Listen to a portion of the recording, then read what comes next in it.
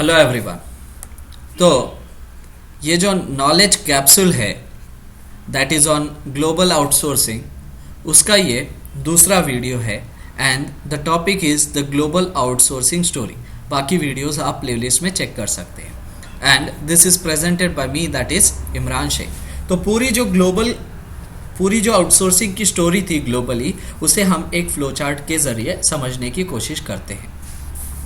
तो पहला पॉइंट ये है कि western manufacturing only at home. तो जो वेस्टर्न कंट्रीज थे, यूएस, यूके, ये जो है और बाकी सारे वेस्टर्न कंट्रीज, ये अपनी मैन्युफैक्चरिंग जो है घर पे ही करते थे, यानी कि अपने खुद के कंट्रीज में ही करते थे। और सर्विसेज वेर कंज्यूम्ड, सर्विसेज भी कंज्यूम थे। तो ये कब तक था? ये 1970 तक ये ऐसा चलता था। लेकिन उसके बाद क्या हुआ? Intense cost competition from China, Korea, ASEAN countries etcetera 1970s। तो ये जो प्रोडक्ट बनाते थे वही प्रोडक्ट जो है ये कंट्रीज यानी कि चाइना, कोरिया, आसियान कंट्रीज जो है, आसियान मतलब association of south east Asian Nations, जिसे साउथ एशियन टाइगर्स भी कहा जाता है। तो ये जो कंट्रीज थे ये बहुत ही कम दामों में वो चीज़ें बनाने लगे। तो फिर ये जो वेस्ट कंट्रीज थे उन्होंने क्या सोचा? Manufacturing outsourcing to be to low cost nations 1980। तो उन्होंने क्या सोचा कि ये जो है हमें कंपटीशन दे रहे हैं, तो हम क्या करते हैं, वेस्ट से जो है मैन्युफैक्चरिंग यूनिट्स जो है वो साउथ ईस्ट एशियन कंट्रीज को शिफ्ट कर देते। तो यहाँ फिर मैन्युफैक्चरिंग यूनिट्स जाने लगे। ज़्यादातर इसका फायदा चाइना को हुआ। The Jack Welch philosophy early 1990s। तो जैक वेल्च की जो फिलोसॉफी है, जो आउटसोर्सिंग के फादर कहे जाते हैं, जो पिछले वीडियो में हमने देखा, आप ये पिछला वीडियो रेफर कर सकते हैं जैक वेल्च फिलोसॉफी क्या है वो समझने के लिए। उसके बाद जो है वो इंडिया आए थे। उन्होंने GE's first captive offshore service centre 1997 Gurgaon में चालू किया। तो जब वो 1990s में वो सीईओ थे जनरल इलेक्ट्रिकल्स के, तो जब वो इंडिया में आए तो उन्होंने देखा कि आउटसोर्सिंग का यहाँ बहुत सा पोटेंशियल है, क्योंकि जो इंजीनियर उन्हें वहाँ $100 में मिल रहा था, वही इंजीनियर उन्हें यहाँ $20 में मिल जा रहा है। तो ये जो फर्क था, 80% का जो फर्क था, वो उन्होंने देखा और इससे हमारी प्रॉफिटेबिलिटी बढ़ सकती थी। इसीलिए उन्होंने यहाँ ऑफशोर सर्विस सेंटर्स चालू किए। Flood of outsourcing and offshoring 1990s and 2000। तो जैसे ही जनरल इलेक्ट्रिकल्स ने ये चालू किया, ऑफशोरिंग चालू की इंडिया में, तो आउटसोर्सिंग के जो है एक फ्लड ही आ गया। यानी कि सब कंपनीज को, एमएनसीज को ये समझ में आ गया कि अगर हमें प्रॉफिट बढ़ाना है तो ऐसे लो कॉस्ट नेशंस को अपने को आउटसोर्सिंग करनी होगी। Huge growth in outsourcing manufacturing to of west to China, Vietnam etcetera 1980s 90s।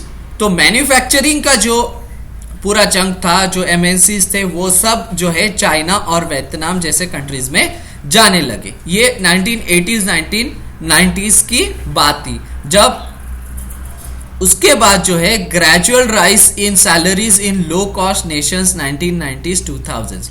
तो जैसे हमने देखा कि लगभग जो है 80% सैलरी डिफरेंस था उस वक्त जब जैक वेल्च ने ये फिलॉसफी दी थी और उन्होंने पहला आउटसोर्सिंग किया था। लेकिन धीरे धीरे जो है यहाँ के जो डेवलपिंग नेशंस है, इनकी सैलरीज बढ़ने लगी और वो जो डिफरेंस है वहाँ की सैलरीज और यहाँ की सैलरीज, उसमें जो है डिफरेंस जो है कम रहने लगा। उसके बाद क्या हुआ? Loss of IPRs and secrets 2000s। तो अब जैसे वेस्ट की कोई कंपनी है, यूएस की कोई कंपनी है, और उन्होंने जो है अपना प्लांट, अपना मैन्युफैक्चरिंग प्लांट चाइना के अंदर डाला, तो उन्होंने जो है R&D डिपार्टमेंट वगैरह सब जो है चाइना में शिफ्ट कर दिया था।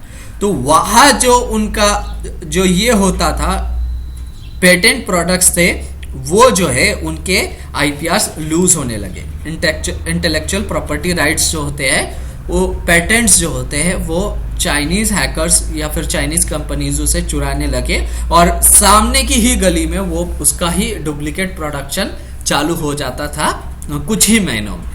तो ये जो चिंता है ये वेस्ट के एमएनसीज को सताने लगी। More demanding customers in west 2000s, customers भी बहुत ज़्यादा डिमांडिंग हो गए 2000s में कि वो लोग सजेस्ट करने लगे आप प्रोडक्ट में ऐसा चेंज करो वैसा चेंज करो। तो R&D डिपार्टमेंट इतना दूर जो है, इनोवेशन डिपार्टमेंट इतना दूर रखना पॉसिबल नहीं था। The pressure of MNCs to protect their IPRs and also the goodwill 2000s, तो MNCs के ऊपर जो है ये प्रेशर आने लगा कि हमें जो है अपने IPRs को बचाना चाहिए, और फिर जो है वो धीरे धीरे रीशोरिंग एंड इनसोर्सिंग 2010, तो रीशोरिंग और इनसोर्सिंग जो है वापस चालू की। रीशोरिंग और इनशोरिंग क्या होता है ये हमने कंसेप्ट आउटसोर्सिंग कंसेप्ट्स के अंदर समझा। मैं ये बता देता हूँ कि यहाँ जो R&D डिपार्टमेंट और कुछ डिपार्टमेंट्स जो उन्होंने दूसरे कंट्रीज में शिफ्ट किए थे वो धीरे धीरे अपने कंट्रीज में वापस लाने लगे। तो पूरा आउटसोर्सिंग उन्होंने नहीं किया, अभी धीरे धीरे वो वापस ला रही है, और ये अब कहाँ तक चलेगा ये अब बता नहीं सकते। यहाँ जो है पॉलिटिकल बैकलैश जो है बहुत हुआ, क्योंकि बहुत जॉब्स जो है वो जा रहे थे US में, ज़्यादातर पॉलिटिकल बैकलैश हुआ। और उसके बाद जो है यहाँ जब loss of IPR and secrets हो रहा था, तो यहाँ पे जो है वेस्ट के जो वर्कर्स है वो मोर फ्लेक्सिबल हो गए थे। पहले ये कहते थे कि हम जो है नाइट शिफ्ट में काम नहीं करेंगे, इतने ही घंटे काम करेंगे, और जैसे जैसे उनके जॉब्स जो है वो साउथ ईस्ट में जाने लगे, तो यहाँ पे जो है ये वेस्ट के वर्कर्स जो है वो बहुत फ्लेक्सिबल होने लगे। तो ये एक छोटे से वीडियो के ज़रिए हमने समझा, पूरी ग्लोबल आउटसोर्सिंग स्टोरी हमने समझने की कोशिश की। अगर आपको ये वीडियो पसंद आया हो तो आप नीचे कमेंट कीजिए कि आपको ये वीडियो कैसा लगा।